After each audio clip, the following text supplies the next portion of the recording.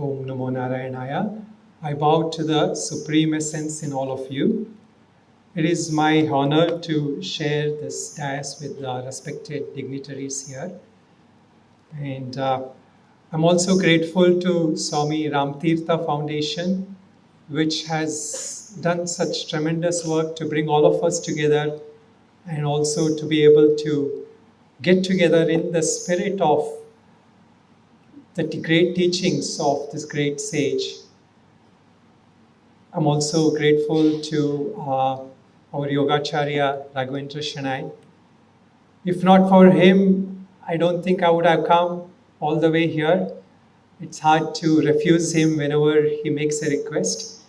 And considering that Nishkama Seva in which he does to all of you, I could not refuse this opportunity. Also for me to be partaking of this is a very special thing. Mandukya Upanishad in the first shloka says that Om ityetadaksharam idagum sarvam tasyopapyakhyanam bhutam bhavat bhavishyaditi sarvam omkara eva yachanyat trikalatitam tadabhyomkara eva. Everything is Om. Everything is pervaded by this word, the sound, the past, present, future. Everything is nothing but Om. And if there's anything that we conceive of beyond these three phases of time, that also is Om. As our Yogacharya mentioned, Om was the main upasana, Om was the sadhana, and Om was the nididhyasana of Swami Tirtha.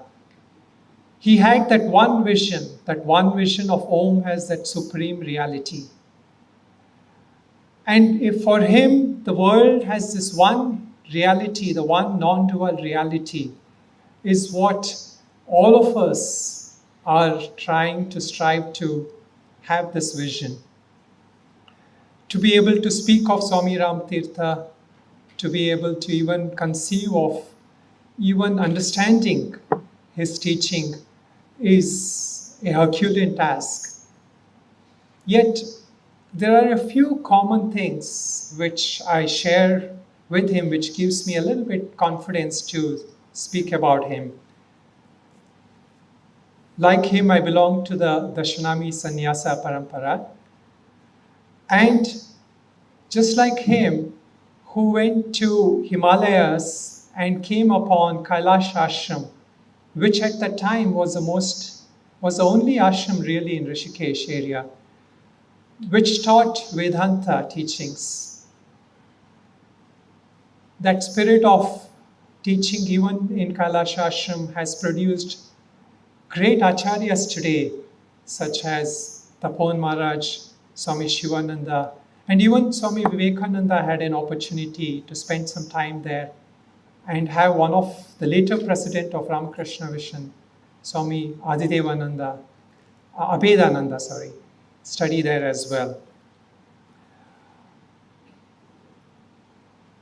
The Kailash Ashram is also a little closer to me because I had an opportunity to study there, and there I got to know through some ancient records there that early days when Swami Tirtha came there, he met Swami Dhanaraj Giri, who was the founder and the first Mandaleshwar of that ashram.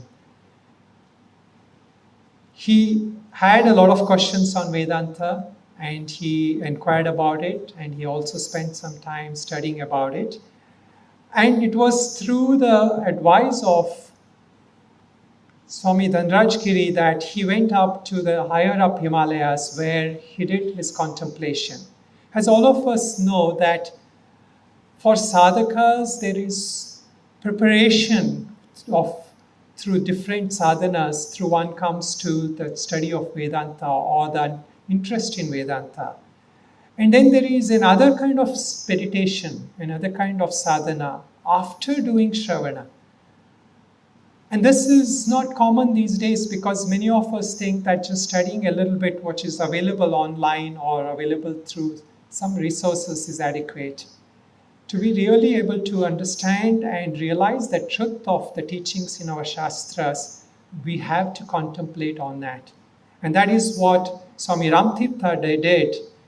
And out of it came this tremendous understanding which enabled him to teach Vedanta in a very simple way to a lot of people. See, as many of you know, that even in order to be able to teach something, if you have personalized it, applied it in your life, it's easy to communicate that. Then you don't need the book so much. And this is what happened with Swami Tirtha, that once he had internalized that teaching, out came of him a very practical aspect of Vedanta, which he could communicate to everybody else. And one more common thing I do share with him is that just like him, I aspired from my early stage to make Himalayas my home. And recently I've been staying in Rishikesh area where I have a small cottair. And Himalayas, one of the unique things about Himalayas is over the ages it has attracted so many sages, so many yogis, so many jnanis who have made it their home for their sadhana as their tapobhumi. It is also argued that just as how the Himalayas attracts so many sages, it is also those sages which make Himalayas what it is. These sages have enhanced the spiritual value of this simple mountains, seemingly simple mountains, has become such a spiritual thing that attracts so many of us. So talking about Swami Tirtha, what was it that was so special about him? That even at such a young age, hardly at the age of late 20s, early 30s, he was communicating this truth to countries outside of India as well. He himself talks about Adi Shankaracharya, and he says, how is it that only somebody who lived for only 32 years, in a short period, he wrote about several books, and he mentions that he traveled all across India on foot. I quote him where he says, how could he accomplish this stupendous task within a short span of only 33 years? What was at the back of this unbelievable power of his which was at work? It was his purity of heart, disciplined mind, sincerity of purpose, and his unshakable faith in God and self. When we look upon these sages, there is one thing that we value. It is not so much how much experience they've had in this life. It is that inner quality, what we call as sadhana chatushtaya, their qualification, their capability. Now, before I explain a little bit about sadhana chatushtaya, I just want to get an idea how many of you here are familiar or have done a little bit of Vedanta Shravanam. Could you please raise your hand so that I have an idea? Okay, some of you, that's good. How about someone, how many of you have read Swami Tirtha's works? Oh, quite a number. I think being with the Yogacharya, you might have all in some way or the other partaked of study of this. That's very good. So I'll just briefly explain. Sadhana Chatushtaya, when we say, comprises of 4 factors. One is Viveka, the discernment, the ability to discern between what is real and unreal. Then there is Vairagya, which is usually translated, maybe not adequately, as dispassion or detachment. And then there is Shat Sampatti, which is that those skills related to sadhana, especially yoga sadhana, such as control of the senses, endurance, and so on. Lastly, it is Mumukshutva. Mumukshutva is a strong yearning. It is this yearning for liberation, but also looked upon as the yearning for God, yearning for realization. And this yearning is what, in a way, some way or the other, has brought you all here today. because all of us have this yearning.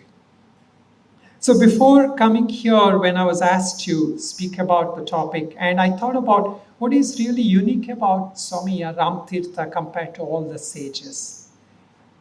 And it is mostly these two things, mumukshutva and vairagya, which makes him stand out from everybody else.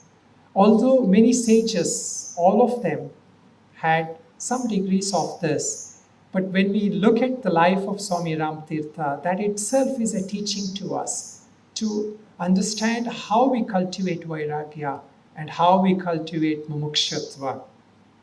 So many times when we speak of this word vairagya, people get a little uneasy because they think that they have to leave their homes and go up to the Himalayas. But vairagya is, of course, many sannyasis are known to have vairagyas. However, as we know from Bhagavad Gita also, real sannyasa also is not just leaving everything, it is an internal attitude. Vairagya is an attitude of detachment. Without detachment, without some degree of dispassion, we will have no progress on our spiritual life. It is one of the most essential quality of our life. So today I want to focus a little bit about this, although before coming to Bangalore, I was thinking that I will focus on mumukshutva, the desire for liberation. However, looking at Bangalore, the state we are in today, I felt like maybe we need to talk about vairagya. And this is what I think Swami Ram Tirtha's life. Sometimes we think of the saints, it is not just their teachings, it is how they lived their life. And his life teaches us this aspect of vairagya, this dispassion. So when we look at vairagya, what is it actually? Has one of the most common word or translation for vairagya in Sanskrit, it goes something like Iha amutra artha phala bhoga viragaha. That is, Iha means here, amutra means like the next life or the future lives or the heavens, which we all seek. Artha phala bhoga. So this seeking of our results of our actions we do, bhoga. And this word bhoga is one of the key things to understand vairagya. This aspect of bhoga is this yearning for experiences, yearning for sensory happiness, yearning for any kind of experiences in this world. And if you really look at it, the whole cause of our misery lies in this yearning for worldly experiences as the source of our happiness. And this is where Ramatirtha's teachings are focused a lot on how he brings us to understanding that the happiness we seek is not of this world. And this quest for worldly experiences, if you really look at it, your own life, anything that you seek, anything that experience that you wanted, whether it is, of course it is understandable, we all need a house to live in, we need food. So those are the basic needs. But when they become more than what we need, a luxurious home, the latest cars we need to move around.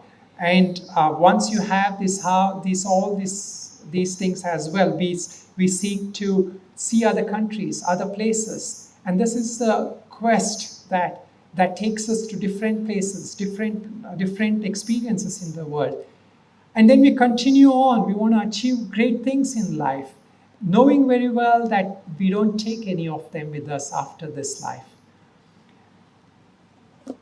The spiritual experiences also is a kind of a bhoga. So in one way, this is where Vedanta takes us to the next level, that as we move on our spiritual life, as we move on the path, even that experiences we seek of spiritual experiences, that also has to be relinquished in order to realize that supreme state of oneness with that supreme reality. Now, when we look at this thing, when we talk about bhoga, why do we have to even relinquish this bhoga?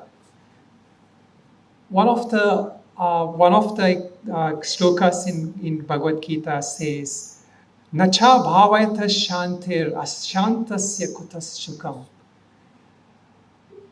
Ashantasya kutas sukam. The one who doesn't have peace will not have happiness. What is this peace? Any kind of desires we hanker, anything we seek in the world, that will not give us peace.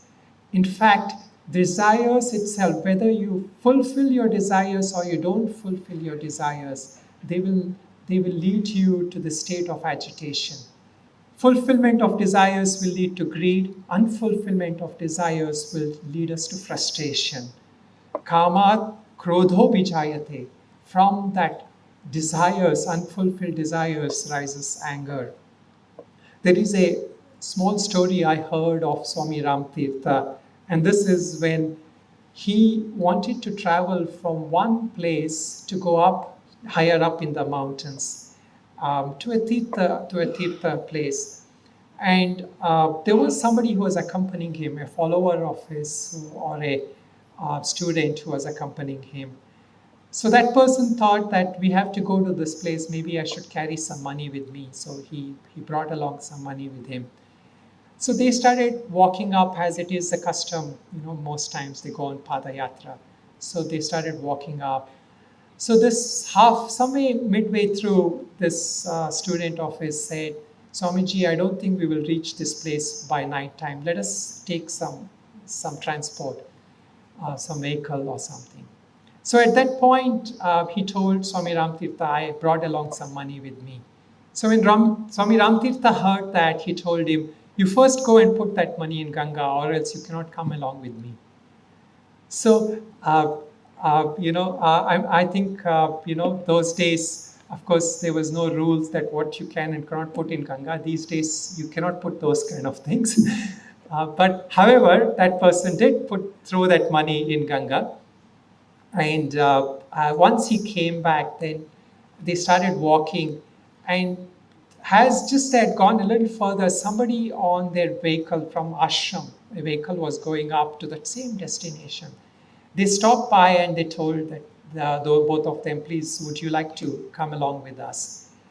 So finally they got to that destination, and then Swami Tirtha told him that, see, when you give up things, the Lord takes care of you. And this is a great lesson from us. We know also from Gita, the Lord assures us, Yoga Kshemam Vahamyaham. I take care of you when you surrender to me. Of course, in this case, that turned out to be a positive or a happy kind of an ending. But I'm pretty sure that even if they had to walk through all the way, if you had to stay at night, Swami Tirtha was okay with that. Because a state of a sage, of a realized person, is that he is free from whatever is happening. He is content within himself. As we know in the Gita, it says, Prajahati yadha kaman sarvan partha manogatan atmanyevatmana tushta sthita prajnastadochyate. Atmanyevatmana tushta, what is that? It is when the self is content in that self. When we are content within ourselves, we don't need anything else. When we come to that state, then none of the worldly objects can have that attraction towards us. Today, as we talk about even doing any kind of yoga or any practices, especially Hatha Yoga, sometimes we all want to seek the Hatha Yoga because of our health. There is nothing wrong with that. We do need a sound body. Yet, many times I see in Rishikesh, which is called the Yoga Nagari also, that people come to do yoga or Hatha Yoga, and when I ask them what is it for, they say, I want to have a good body so that I can travel. I can do all these great things. I want to experience going up to the high mountains. So it is okay to kind of have a healthy body. Yet, if that yoga we do, or the Hatha Yoga we undertake, is for obtaining another Bhoga, then we have lost that purpose of it. Has Patanjali taught that yoga, the asanas or the pranayama, These are just angas, which supposed to lead us also further to dharana, dhyana, samadhi. But yet, many times when we lose that purpose, even these skills and these teachings given to us become another object of Bhoga. Some other purpose of students are also so that we want to learn shastras from you so that we can become a teacher, or we can go around teaching all around the world. That is again another kind of Bhoga we are seeking, and that also is a wrong notion of studying. When we miss that moksha purushartha, when that Vairagya is not connected to mumukshatva, then it leads us to more suffering. And then again, as it was said, ashantasya kutas shukam, we become agitated and we lose that real purpose of happiness. Swami Tirtha could have become a great teacher. He could have started a great organization. He spent 3 years at least 3 years in US, and he came back, and he was very happy to come back and live in the Himalayas. He could have easily stayed over there and started a big organization, but that was not his purpose. He had a duty. He wanted to teach. When that was finished, he came back to his home, his sadhana, back in Himalayas. That is a true yogi, and that is a true sage we all want to follow in our life. There was a Swamiji I knew. He lived in Uttarkashi the last few years of his years.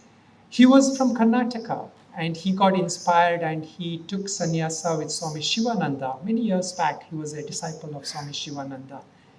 And I used to know him quite well in the later years of his life. At one time, his guru, who was a disciple of Swami Shivananda, had told him to go abroad and teach in US without having an organization. And he would teach Sanskrit, and he would teach a few other Vedanta. And he spent about nearly 20 years living in someone's house, living at some center, because they didn't have any ashram of their own. And then finally after 20 years, he came back. When he came back, people thought that he must have connected a lot of contributions or donations from people, and he will start an organization of his own. But he promptly came back and he asked one of his Guru Bhai that if he can have a simple room in their ashram. Because when I met him, he told me that he was inspired by the life and how Swami Tirtha had lived. He said, all through these 20 years, I didn't have a bank account. Just like how Swami Tirtha never took any money with him while traveling as well. Whatever little money, whenever he needed, he would accept from people and he would travel to the next destination. So if we really understand and if we really take the right role model in our life will become as beautiful, as sublime like such great people. Similarly, if we learn from somebody who is teaching for wrong purposes, who is compromising the shastras, who is compromising the teachings, then we too, our life too, will get compromised. And it will take us lifetimes of suffering. In one of there is Bhartrihari, a sage who wrote Vairagya Shatakam. In that he says, Bhoga na bhukta vayameva bhukta. We are not enjoying the world, but the samsara is actually devouring us. We think we are enjoying the thing, as many of you probably relate to it, like, when you have the first laddu, you probably have a choice. Then you're no longer eating that laddus are eating you. So similarly, we are the food for this machinery of samsara to go on. And when we choose, when we decide, it doesn't require that the whole samsara has to come to an end. We choose not to partake of it. We choose that higher path.